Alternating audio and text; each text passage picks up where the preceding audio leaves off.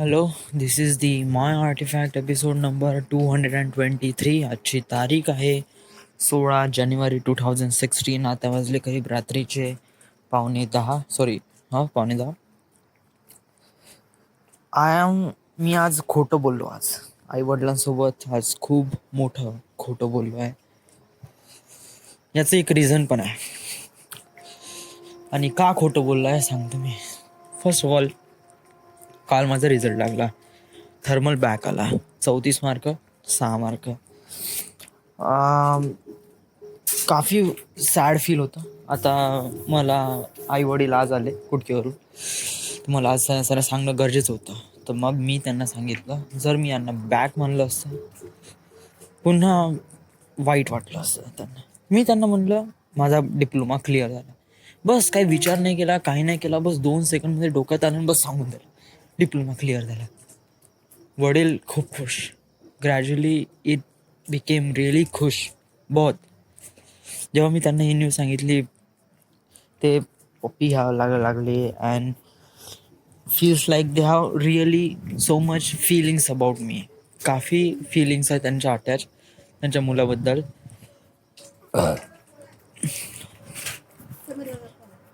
हो, मोठी आहे बोलतो ना. हां, तर दॅट्स वाय काफ़ी फिलिंग आली. तेव्हा मी गिवअप करू शकत नव्हतो. तेव्हा जे झालं ते झालं. मग वडील म्हणे घेऊन ये म्हणे. तर मी घेऊन आलो. 4th-5th सेमीचा माझा ऑल क्लिअर होता. तो मार्कशीट दाखवली. वडील खुश झाले. आता मी सांगतो why I lie to my parents. Because जर मी सांगितलं असतं वडिलांना की माझे बॅक आलं आहे, वडील मॅड झाले असते. त्यांनी माझ्या प्रत्येक गोष्टीवर रिस्ट्रिक्शन लावले असते. बाहेर जाणं, इंटरनेट, सर्फिंग, गाणे ऐकणं, पिक्चर बघणं, मोबाईल खेळणं, प्रत्येक गोष्टीवर रिस्ट्रिक्शन लावल्यामुळे ते आम्ही इरिटेट झालो असतो. ऑफकोर्स अभ्यास तर करावा लागलाच असता, बट इरिटेट झालो असतो. या इरिटेशनमुळे काय होते की मी त्यांच्या फोर्समुळे अभ्यास करून राहिलो. हो, एक minute, just pause.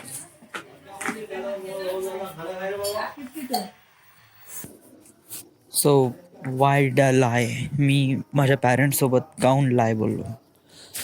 Yes, first of all, जर मी समजा वडिलांना सांगितलं असतं तर वडील मॅड, रागात आले असते. त्यांनी प्रत्येक गोष्टीवर रिस्ट्रिक्शन लावलेच असतं, प्रत्येक गोष्टीवर. याच्यामुळे मी इरिटेट झालो असतो, आणि या इरिटेशनमुळे मी अभ्यास नसता केला, बस त्यांच्या फोर्सद्वारे केला असता. जे की मला वाटते जर मी लाय केला, म्हणजे मी खोटं बोललो, तर याचं एक रिझन आहे की वडिलांना वाटेल का मी क्लिअर झालो आहे. आणि most of the 99% me clear आहे. ॲटलिस्ट 98% तर म्हणू शकते. थर्मल इंजिनिअरिंग हा सब्जेक्ट काफ़ी थेअरी आहे, काफ़ी हार्डवर्क नाही, थेअरी आहे. याची चांगली प्रॅक्टिस करावी लागते. प्रॅक्टिस म्हणजे लर्न वगैरे करावं लागते. तर आय कॅन डू दिस. हे एकच सब्जेक्ट आहे, याच्यात मला काहीच डाऊट नाही यावेळेस निघण्यासाठी काहीच डाऊट नाही. आणि एकच सब्जेक्ट आहे, तर हा निघूनच जाईल यावेळेस. पढाई तशी करेन आता, ठरवून घेतलं. आणि हे लायचा अर्थ काय? जर मी लाय म्हणलं, हे खोटं बोललो, त्या खोटं बोलण्याचं बर्डन माझ्या डोक्यावर आहे. पहिलेच मी खोटं बोललो आहे. त्याच्यात मी समजा जर अशा प्रकारे हे करीन, मस्त्या करीन, तर मी स्वतःच माझ्या बाउंड्री ठरल्या जाणार स्वतःच. आता ठीक आहे, आता 7-8 वाजेपर्यंत पढाई केली का रात्री थोडंसं एक बार थोडंसं पढाई वगैरे करून घ्यायचं, जेवढं आहे तेवढं. दिवसातून थोडीशी पढाई, म्हणजे सोनू जेव्हा पढाई करतो तेव्हा पढाई करायची. प्रत्येकसोबत बोललो, प्रत्येकला रिझ्यूम देऊन देतो. जेव्हाही गरज असेल तेव्हा तिला टाकून देतो. म्हणजे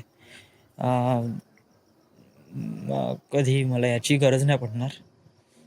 म्हणजे जॉब हार्डली 1-1.5 महिन्यात भेटून जाईल. थर्मली स्टडी सुरू करतो, जेवढी होईल तेवढी म्हणजे ऑलरेडी मोस्ट ऑफ दी जण झालेच आहे, अजून थोडी चांगली करून घेऊ. आता समीदाचा फोन आला, त्यांना सांगितलं वगैरे वगैरे.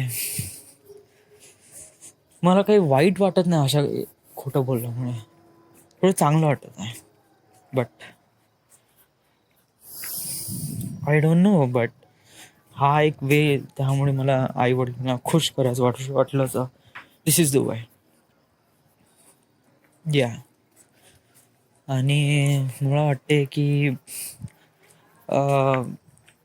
समजा म्हणजे यावेळेस डिग्री पूर्ण क्लिअर झाली तर मी मोठ्या मामाजीच्या ह्याच्यात सुरून कुठे ते जॉबला करून घेतो. प्लस किंवा कोणते सॉफ्टवेअर कोर्स केले का झालं माझं. आणि सॉफ्टवेअर कोर्स करून घ्यायचे आणि कोणत्या ह्याच्यामध्ये डिझायनिंग फील्डमध्ये इंडस्ट्रीमध्ये लागून जायचं. आपले मामाजी तर आहेच मोठ्या वर्षावर, बस लागून गेलं झालं. मुंबईला सेटल होण्याचा प्रयत्न करायचा, मुंबईला लागून जायचं आणि मुंबईमध्ये आपली जर्नी सुरू करायची ॲज अ बायनरी कोड. वे एकदम परफेक्ट आहे, प्लॅनिंग एकदम परफेक्ट झालेली आहे. बस याला आता व्हिज्युअलाइज करायचं आहे आणि जे होऊनच जाईन. जास्त काही हार्ड नाही वे हा. आता मोठे वडील पण सोबत आहे, मला वडिलांचा कॉन्फिडन्स, आईचा पण कॉन्फिडन्स आणि स्वतःचा पण कॉन्फिडन्स मला भेटून राहिला आहे. तर या I can do this. So या आज काही स्पेशल वगैरे काय नाही. सकाळी उठलो, जिमला गेलो, जिमवरून आलो, आज खेळायला गेलो, खेळून आलो. Nothing special, everything happens, normal things. So yeah, this is it, this is the end. I'm sorry father, but I did this for my own good and your. जेव्हा पण तुम्ही ऐक जाण तेव्हा तुम्हाला 8 एपिसोड तो त्यासाठी मी आतापासून सॉरी म्हणतो.